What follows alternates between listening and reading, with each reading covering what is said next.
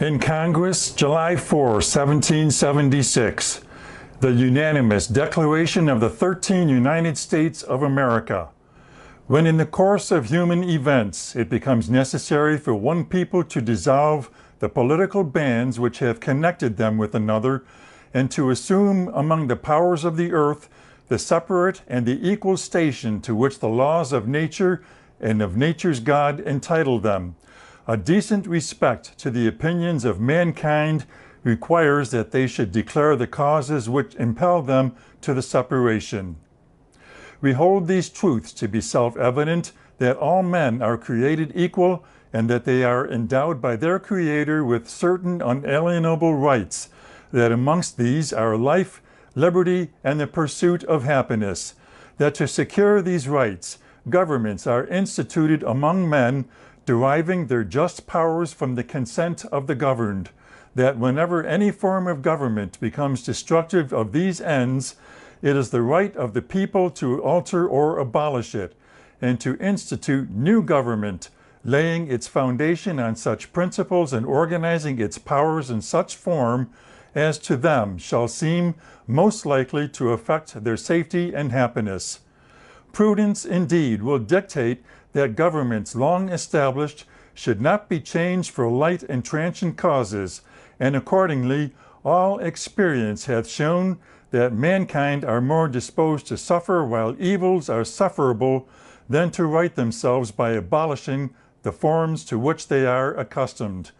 But when a long train of abuses and usurpations, pursuing invariably the same object, evinces a design to reduce them under absolute despotism, it is their right, it is their duty to throw off such government and to provide new guards for their future security. Such has been the patient sufferance of these colonies, and such is now the necessity which constrains them to alter their former systems of government. The history of the present King of Great Britain is a history of repeated injuries and usurpations, all having in direct object the establishment of an absolute tyranny over these states. To prove this, let facts be submitted to a candid world. He has refused his assent to laws, the most wholesome and necessary for the public good. He has forbidden his governors to pass laws of immediate and pressing importance, unless suspended in their operation till his assent should be obtained. And when so suspended, he has utterly neglected to attend to them.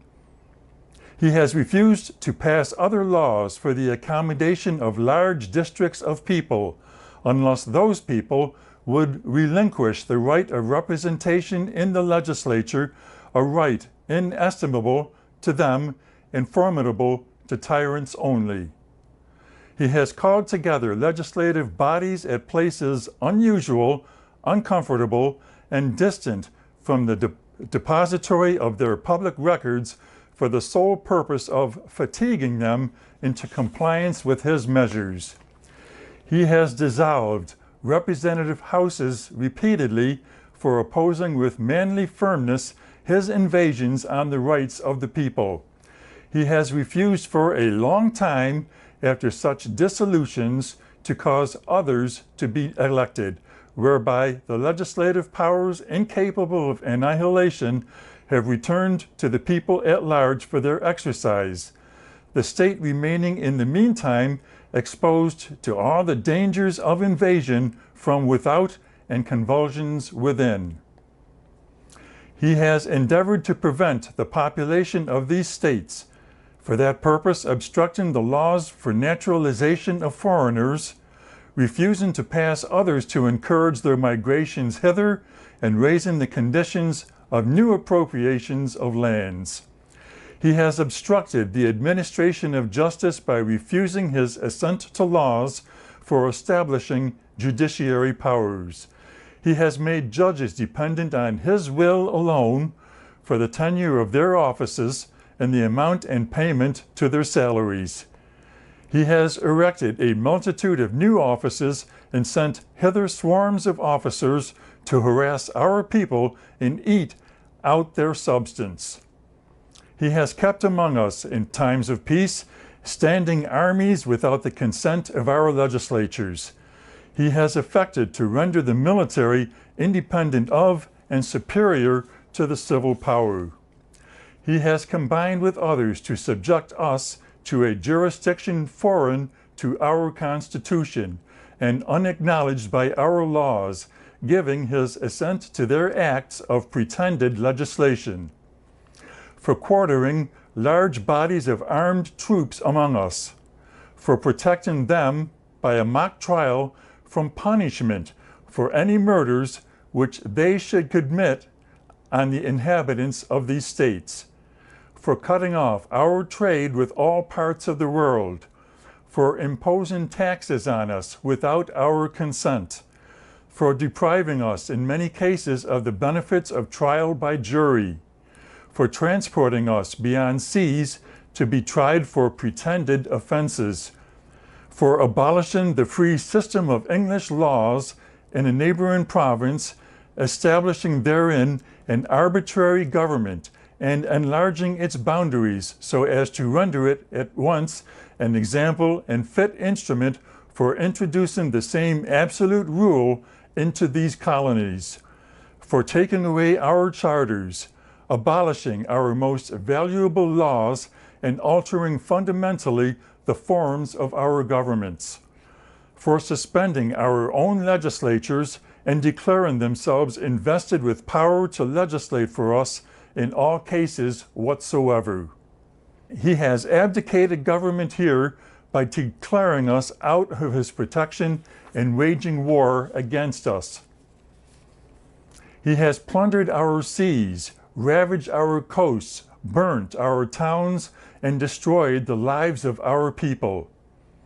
He is at this time transporting large armies of foreign mercenaries to complete the works of death, desolation, and tyranny already begun with circumstances of cruelty and perfidy scarcely paralleled in the most barbarous ages and totally unworthy the head of a civilized nation. He has constrained our fellow citizens taken captive on the high seas to bear arms against their country, to become the executioners of their friends and brethren, or to fall themselves by their hands. He has excited domestic insurrections amongst us and has endeavored to bring on the inhabitants of our frontiers the merciless Indian savages whose known rule of warfare is an undistinguished destruction of all ages, sexes, and conditions.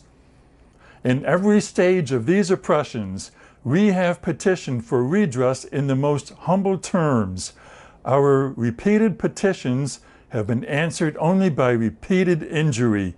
A prince whose character is thus marked by every act which may define a tyrant is unfit to be the ruler of a free people. Nor have we been wanting in attentions to our British brethren.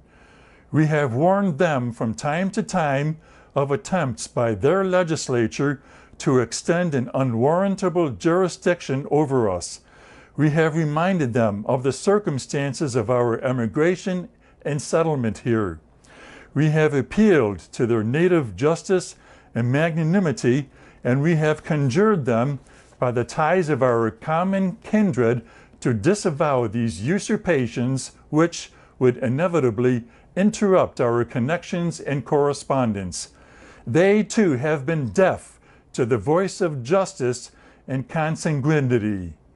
We must therefore acquiesce the necessity which denounces our separation and hold them, as we hold the rest of mankind, enemies in war, in peace, friends. We, therefore, the representatives of the United States of America in General Congress assembled, appealing to the Supreme Judge of the world for the rectitude of our intentions, do, in the name and by authority of the good people of these colonies, solemnly publish and declare that these united colonies are, and of right ought to be, free and independent states, that they are absolved from all allegiance to the British Crown, and that all political connection between them and the state of Great Britain is and ought to be totally dissolved, and that as free and independent states they have full power to levy war, conclude peace, contract alliances, establish commerce, and to do all other acts and things which independent states may of right do. And for the support of this declaration, with a firm reliance on the protection of divine providence, we mutually pledge to each other our lives, our fortunes, and our sacred honor.